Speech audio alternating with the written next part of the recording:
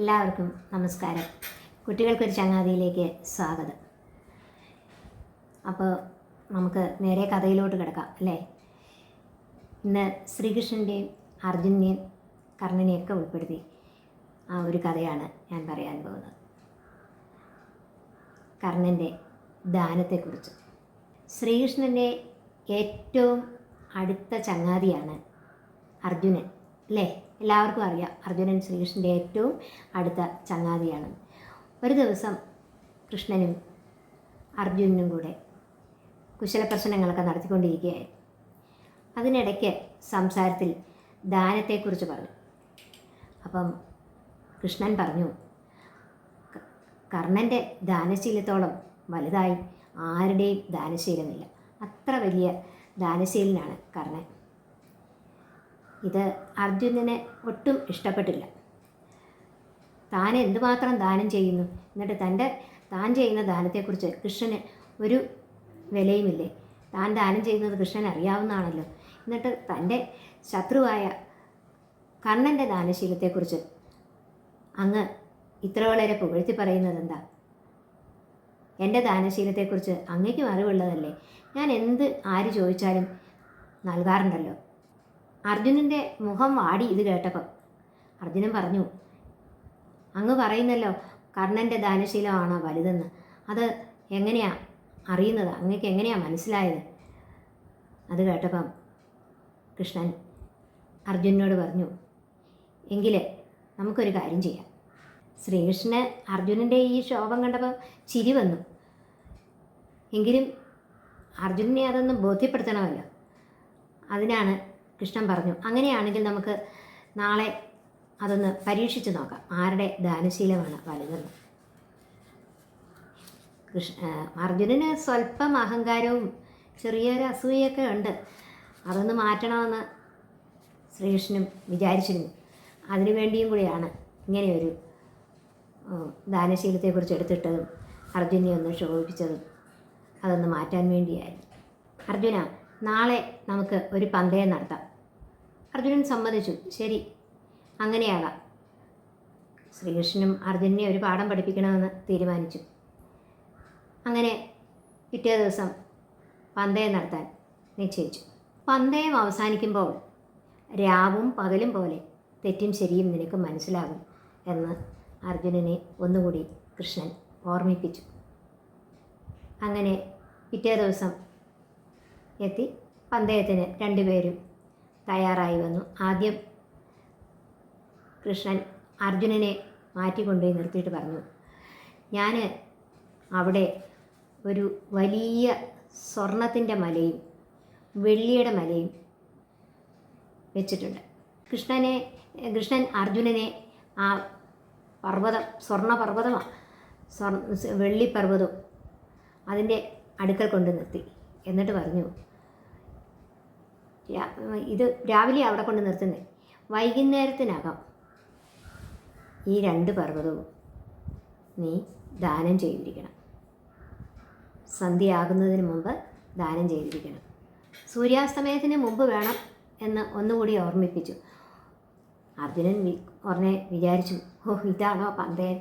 ഞാൻ വിചാരിച്ചു വേറെ വലിയ ഏതെങ്കിലും ആയിരിക്കും കാര്യമെന്ന്. എന്തായാലും ഇത്ര നിസ്സാരമായ ഒരു കാര്യമാണോ? അർജുനൻ ഉള്ളിലൊന്ന് ചിരിച്ചു. കൃഷ്ണന് മനസ്സിലായി അർജുനൻ്റെ ആ മുഖത്തെ ചിരി കണ്ടപ്പോഴേ വളരെ നിസ്സാരമായിട്ടാണ് അർജുനൻ എടുത്തിരിക്കുന്നതെന്ന്. അങ്ങനെ അർജുനൻ ആ സ്വർണ്ണമലയും വെള്ളിമലയും നിൽക്കുന്നതിൻ്റെ അവിടെ നിന്നു. അപ്പോൾ അതുവഴി കുറച്ച് ആളുകൾ നടന്നു വരുന്നുണ്ടായിരുന്നു. അർജുനന് ആ വെള്ളിമലയും സ്വർണ്ണമലയും കുറേശ്ശെ പൊട്ടിച്ച് ഈ പോകുന്നവർക്കൊക്കെ ദാനം ചെയ്തുകൊണ്ടിരിക്കുകയാണ്. ഓരോരുത്തർ വരും, അവർക്ക് കുറച്ച് പേർക്ക് സ്വർണ്ണമല വെട്ടിക്കൊടുക്കും, കുറച്ച് പേർക്ക് വെള്ളിമല വെട്ടിക്കൊടുക്കും. ഇങ്ങനെ വെട്ടിക്കൊടുത്തിരിക്കുകയാണ്. നേരം സന്ധ്യയാകാറാവുന്നു, സൂര്യൻ അസ്തമിക്കാറായി തുടങ്ങി. പക്ഷേ സ്വർണ്ണമലയും വെള്ളിമലയുടെയും ബാക്കി ഒരുപാട് ശേഷിച്ചിട്ടുണ്ട്. അർജുനന് വല്ലാതെ വിഷമവും നിരാശയൊക്കെ തോന്നി. അപ്പോഴേക്കും കൃഷ്ണൻ അവിടെ എത്തി. കൃഷ്ണൻ പറഞ്ഞു, അർജുന, സൂര്യാസ്തമയമായല്ലോ, അടുത്തല്ലോ, മല ഇനിയും ഒരുപാട് ബാക്കിയിരിപ്പുണ്ടല്ലോ. അർജുനൻ വളരെ സങ്കടം തോന്നി. കൃഷ്ണനോട് പറഞ്ഞു, അർജുന, അർജുനൻ കൃഷ്ണനോട് പറഞ്ഞു, കൃഷ്ണ, ഞാൻ തോൽവി സമ്മതിച്ചിരിക്കുന്നു, ഞാൻ പരാജയപ്പെട്ടിരിക്കുന്നു. കൃഷ്ണൻ എന്ന് പുഞ്ചിരിച്ചുകൊണ്ട് പറഞ്ഞു, കർണനായിരുന്നെങ്കിൽ ഇതെല്ലാം ദാനം ചെയ്തേനെ, ഇപ്പോഴേ ദാനം ചെയ്ത് കഴിഞ്ഞേനെ എന്ന്. അർജുനൻ അത് കേട്ടപ്പം വളരെ വിഷമമായി, കൃഷ്ണൻ ഇങ്ങനെ തന്നെ കുറ്റപ്പെടുത്തുന്നതിൽ. കൂടാതെ കർണനെ പുകഴ്ത്തുകയും പറയുന്നു. അർജുനൻ പറഞ്ഞു, ഏതായാലും കർണൻ നോക്കട്ടെ, നമുക്കറിയാമല്ലോ കർണൻ എന്താ ചെയ്യുന്നതെന്ന്. എന്നിട്ടും അർജുനന് മനസ്സിൽ ഇങ്ങനെ വിചാരിക്കുന്നത്, ഓ എനിക്കിത് പറ്റിയില്ല, എന്നെക്കൊണ്ട് സാധിച്ചില്ല, പിന്നെ ഇനി കർണൻ ചെയ്യാൻ പോകുന്നത്, കർണനെ കൊണ്ടും ഇത് നടക്കാൻ പോകുന്നില്ല എന്നൊരു ചിന്തയായിരുന്നു അർജുനൻ്റെ മനസ്സിൽ. അതുകൊണ്ട് അർജുനൻ ഒന്ന് പരിഹസിച്ചാണ് പറഞ്ഞത്, കർണനും ഈ കാര്യത്തിൽ പരാജയപ്പെടും, നോക്കിക്കോളൂ അങ്ങ് എന്ന് അർജുനൻ കൃഷ്ണനോട് പറഞ്ഞു. ശരി, നമുക്ക് കാണാം, എങ്കിൽ നാളെ കർണനെ വിളിക്കാം. അങ്ങനെ കർണനെ പിറ്റേ ദിവസം വരാൻ പറഞ്ഞു. കർണൻ അവിടെ എത്തി. പിറ്റേ ദിവസവും ശ്രീകൃഷ്ണൻ 2 പർവ്വതങ്ങൾ സൃഷ്ടിച്ചു, ഒന്ന് സ്വർണവും ഒന്ന് വെള്ളിയും കൊണ്ട്. കർണനോട് പറഞ്ഞു, കർണ, ഇതിലൊന്ന് സ്വർണവും ഒന്ന് വെള്ളിയുമാണല്ലോ, സൂര്യാസ്തമയം ആകുമ്പോഴത്തേക്കും ഇത് രണ്ടും നീ ദാനം ചെയ്തിരിക്കണം. കർണൻ അത് കേട്ടു, സമ്മതിച്ചു. അർജുനൻ അത് കേട്ട് ചിരി വന്നു. ഞാൻ എത്ര ശ്രമിച്ചിട്ടും എനിക്ക് സാധിച്ചില്ല, വലിയ വില്ലാളി വീരനായ ഞാൻ പിന്നെ ഇനിയും കർണൻ നടക്കാൻ പോകുന്നത് എന്ന് ഒരു മനസ്സിലൊരു അഹങ്കാരവും പുച്ഛമൊക്കെ ഉണ്ടായിരുന്നു അർജുനന്. അങ്ങനെ കർണൻ വന്നു. കൃഷ്ണനും മറ്റുള്ളവരൊക്കെ വളരെ മാറിയാണ് നിൽക്കുന്നത്, ഇതൊക്കെ കണ്ടുകൊണ്ട് വളരെ ദൂരെയാണ് നിൽക്കുന്നത്. അപ്പോഴാണ് അതുവഴി 2 കർഷകർ കലപ്പയൊക്കെ വെച്ച് അതുവഴി നടന്നു വരുന്നു. കർണൻ അവരെ വിളിച്ചു, കൈകൊട്ടി വിളിച്ചു, ഇനി വരൂ. അവരടുക്ക ചെന്നു. എന്താണ് എന്ന് ചോദിച്ചു. ഉടനെ കർണൻ പറഞ്ഞു, ഇത് കണ്ടില്ലേ നിങ്ങൾ, ഒന്ന് സ്വർണം കൊണ്ടുള്ള മല, ഒന്ന് വെള്ളി കൊണ്ടുള്ള മല, നിങ്ങൾക്ക് ഇതിലേത് വേണമെങ്കിലും എടുക്കാം, ഇത് രണ്ടും നിങ്ങൾക്കുള്ളതാണ്. അത് കേട്ടതും അവർക്ക് വളരെ സന്തോഷമായി. എന്നിട്ട് കർണൻ ഇത്രയും കൂടെ പറഞ്ഞു, ഇനിയും നിങ്ങൾക്ക് കഷ്ടപ്പെടാതെ ജീവിതകാലം മുഴുവൻ ജീവിക്കാം, ഈ സ്വർണ്ണമലയും വെള്ളിമലയും എടുത്താൽ നിങ്ങൾക്ക് സുഖമായിട്ട് ജീവിക്കാനുള്ളതായി. അവർക്ക് വളരെ സന്തോഷമായി. ഇങ്ങനെ ഒരു ദാനം ചെയ്യുന്നല്ലോ, ഇതാരാണ് ഇത്ര വലിയ ദാനം ചെയ്യുന്ന ആൾ?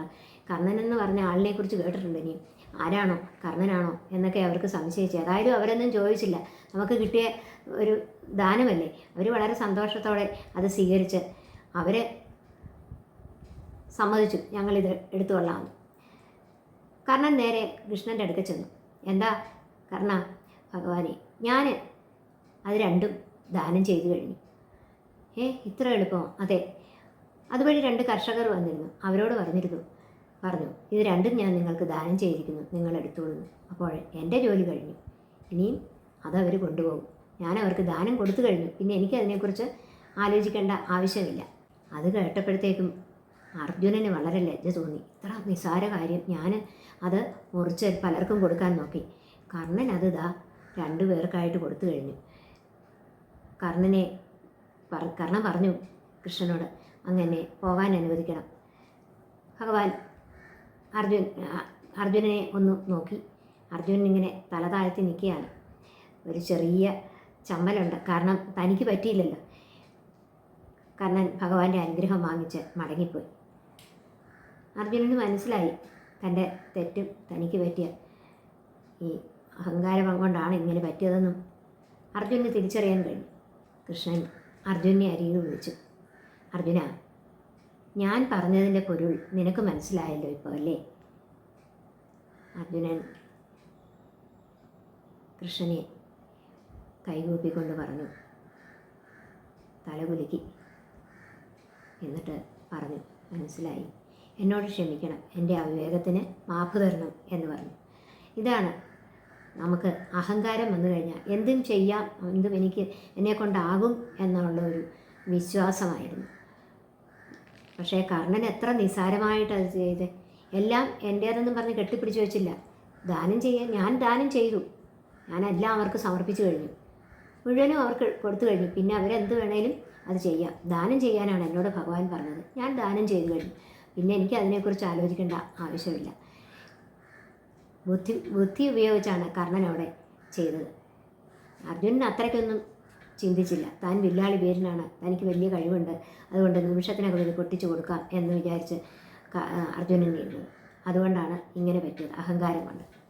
അങ്ങനെ കൃഷ്ണൻ അർജുനൻ്റെ അഹങ്കാരം തീർത്തു. ഇതുപോലെയാണ് നമുക്ക് ഓരോരുത്തർക്കും ഇതുപോലെ നമ്മുടെ ഉള്ളിലും പല പല അഹങ്കാരങ്ങളുണ്ട്. നമ്മൾ വളരെ ആലോചിച്ചിട്ട് നമ്മൾ മറ്റുള്ളവരാണ് നമ്മളെക്കാൾ വലിയവരെന്ന് പറയുമ്പോൾ തർക്കിക്കാൻ നിൽക്കരുത്. അതിന് കാരണം കാണണം. നമ്മളെക്കാൾ വലിയവർ ധാരാളം കാണും, പക്ഷേ നമ്മുടെ ഉള്ളിൽ എപ്പോഴും ഞാനാണ് വലുതെന്നായിരിക്കും. അതുകൊണ്ട് നമ്മൾ മറ്റുള്ളവരുടെ മുമ്പിൽ എനിക്ക് എല്ലാ കഴിവുകളും ഉള്ളൂ, മറ്റുള്ളവരുടെ കഴിവുകളൊക്കെ മോശമായി അല്ലെ ചെറുതായി കാണരുത്. എല്ലാത്തിനും ഓരോ പരിമിതിയുണ്ട്. ഓരോരുത്തരുടെയും കഴിവിനും ശക്തിക്കും എല്ലാത്തിനും അതീതമാണ് ഭഗവാൻ എന്ന് മനസ്സിലാക്കണം.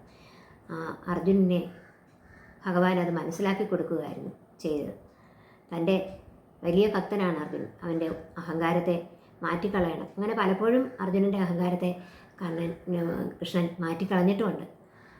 അപ്പം ഈ ചെറിയ കഥ നിങ്ങൾക്ക് ഇഷ്ടപ്പെട്ട് കാണുമെന്ന് തോന്നുന്നു. ഇഷ്ടപ്പെട്ടെങ്കിൽ നിങ്ങൾ ലൈക്ക് ചെയ്യാനും ഷെയർ ചെയ്യാനും എന്നെ സപ്പോർട്ട് ചെയ്യാനും മറക്കരുത്. എപ്പോഴും നിങ്ങളുടെ സപ്പോർട്ടാണ് എനിക്ക് വേണ്ടത്. എല്ലാവർക്കും നമസ്കാരം. വീണ്ടും ഒരു കഥയുമായി വരുന്നതാണ്.